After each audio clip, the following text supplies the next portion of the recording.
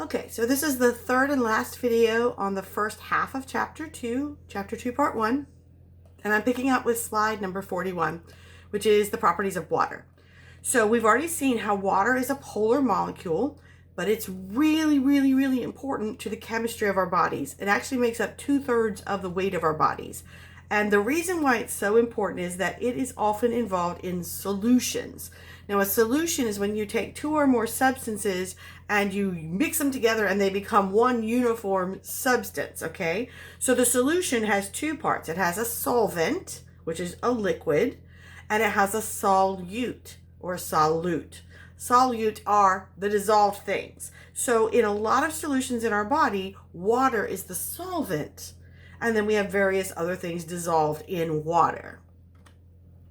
Now, it is a universal solvent because many things are water soluble. We're going to learn that has to do with the fact that it's a polar molecule. So ions are attracted to polar molecules and like to dissolve in them, and polar covalent bonds. Reactivity. Water is a reactant. So we saw that in hydrolysis reactions, we add in water to break apart larger molecules. Water has a high heat capacity. Now, the heat capacity is the amount of heat energy that's required to raise the temperature of a unit mass of a substance 1 degree Celsius. Now, what does that mean to us? We live in South Texas. If water did not have a high heat capacity, we would step outside into very hot weather and our bodies would heat up very quickly. But because it takes a lot of energy to make the water in our bodies actually change temperature, we're able to survive on really hot summer days here. Water is used as a lubricant throughout our body, especially combined with a protein sugar thing called mucin. And when you combine them, you get mucus. So we use water for lubrication. Water is polar. It's got a positive side and a negative side. And many inorganic compounds split into smaller molecules by a process called dissociation, which means they stop holding on to each other once they're in water. Ionization is when we have a dissociation of an ionic bond, and so we have separate ions. So remember how in ionic bonding, I told you that sodium and chloride, once they transfer the electron, are only attracted to each other because one's positive and one's negative. Well, if we put them in water, water is filled with positive ends of water molecules and negative ends of water molecules. So the sodium and chloride let go of each other and they become dissociated and they each get surrounded by water. And so they can't touch each other. They can't be drawn to each other. So polar water molecules, when they surround an ion or a small polar molecule, we say they form a sphere of hydration or a hydration sphere that keeps them apart. The only way then we can form sodium chloride again after we've dissociated it in water is to evaporate off the water, and then the sphere of hydration is gone and we get salt crystals again. So again, here's a reminder, this is what a polar covalently bonded water molecule looks like. So inside here, the electrons spend more time on the oxygen than on the hydrogens. So looking at the molecule from the outside, this end looks negative. This is the negative pole. And this end looks positive. This is the positive pole. So if we put positive and negative charged things into water, like a crystal of salt, the sodiums and chlorides let go of each other, and the sodiums, which are positively charged, will draw all the negative oxygen ends of the water around it, and the chloride ions, which are negatively charged, the water flips and puts all of its positive sides around it. And now we've separated all the chloride ions from the sodiums. Now, it works a little bit like this when we have a whole molecule that's polar rather than an ionic bond, a polar covalent bond. Let's say like glucose. Glucose is a polar covalent bond. So if we put that in, the water actually surrounds the whole molecule. It doesn't drive apart the individual carbons and hydrogens and oxygens, but one molecule of glucose gets surrounded by water, so it's not touching another molecule of glucose. Okay, so it's carried into solutions. We say it dissolves because, sugar occurs in crystals as well. So dissolving is a little different from dissociating. It just means the individual molecules, not the atoms, are what come apart from each other.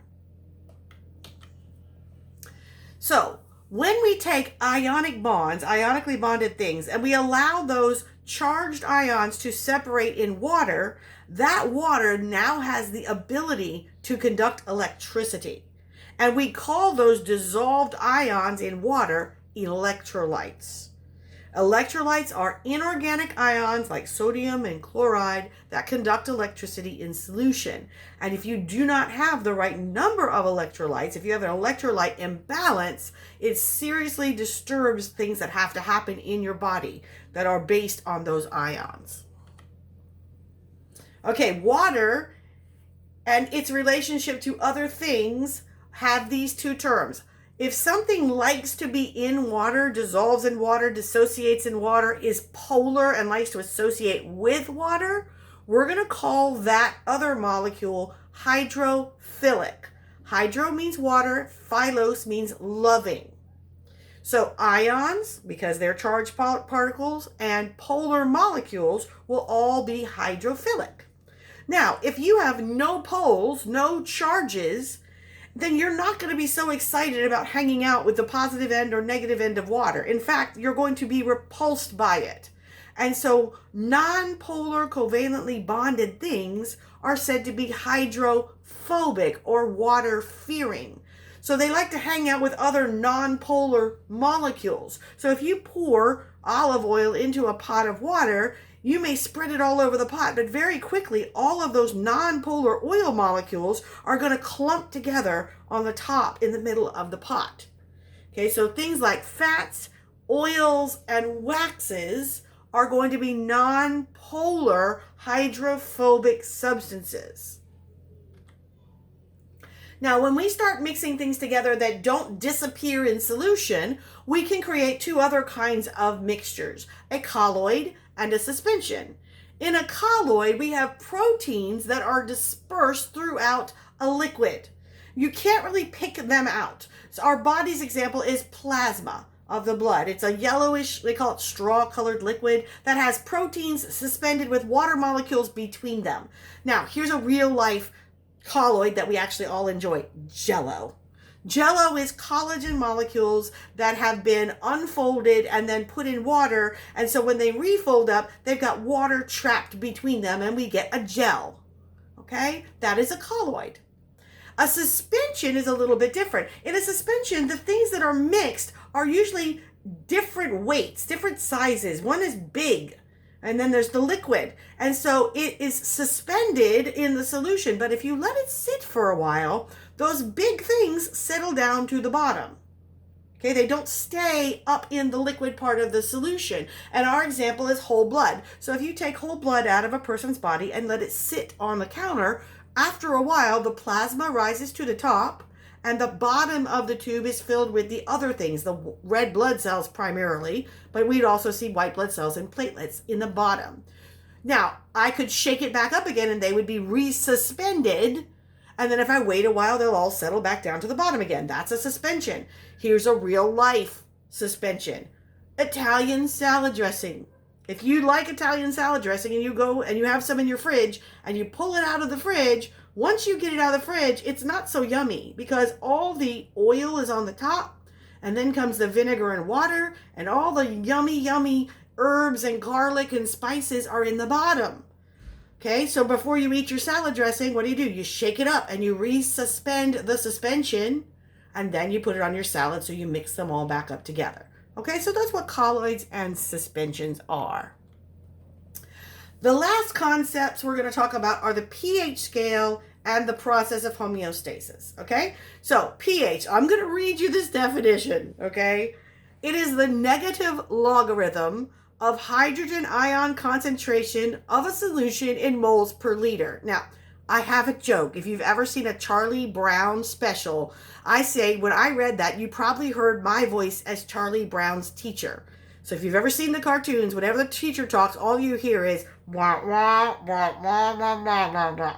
And basically the words that just came out of my mouth sounded like that because they made no sense to you. I'm sure you probably have not done any logarithms lately, and especially not a negative logarithm. So I kind of broke it down, the rest of this paragraph on the slide. So what does that mean? That means the more hydrogen ions. Now, in order to get a hydrogen ion, remember a hydrogen is only a proton and an electron. That means we've given the electron away and all we've got left is a proton. So we've got a positive charge. So it's written usually H plus, okay?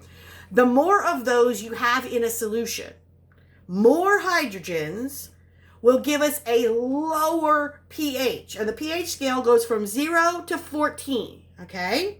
So the lower the number on the scale means I have more hydrogen ions, and the lower the number is, the stronger an acid it is. So pH has to do with acids and bases. The fewer hydrogen ions and the more of another type of ion called a hydroxide, which is an OH negative, the lower the hydrogens or the more hydroxide ions you have, the higher the pH is.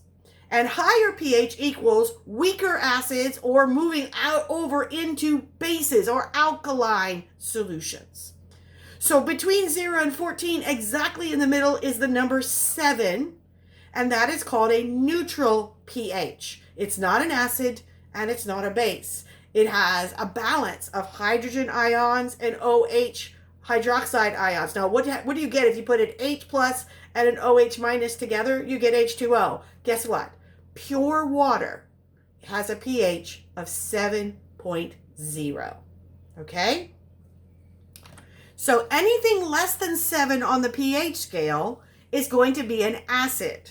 And again, a high hydrogen ion concentration makes you more and more acidic, and the numbers go down. So 0 is the strongest acid, a pH of 0. So any acid is going to have a higher hydrogen ion concentration and a lower hydroxide ion concentration.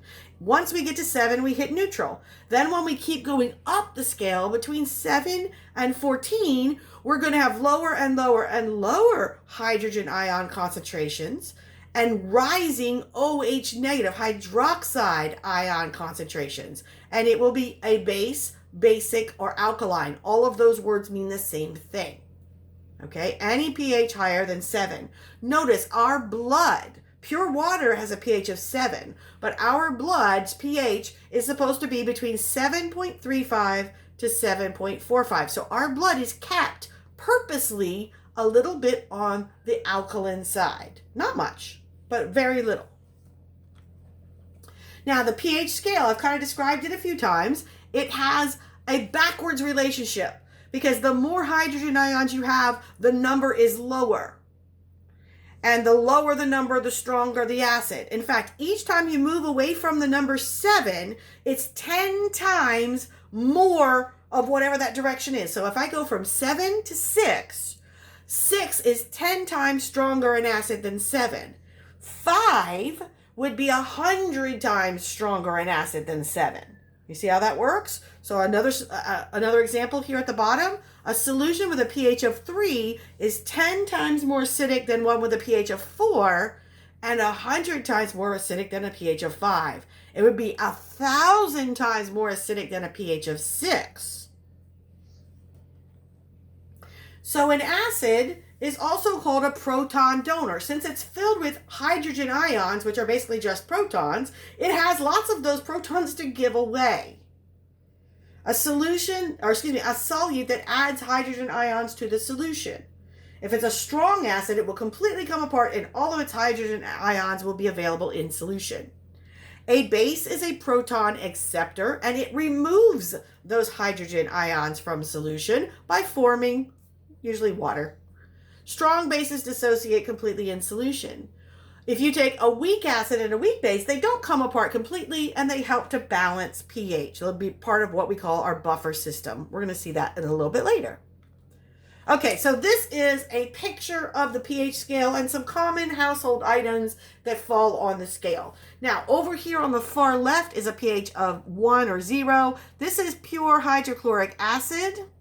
And over here on the right, this is pure sodium hydroxide. So these are the strongest base on the planet, the strongest acid on the planet. Now, your stomach acid is made of this.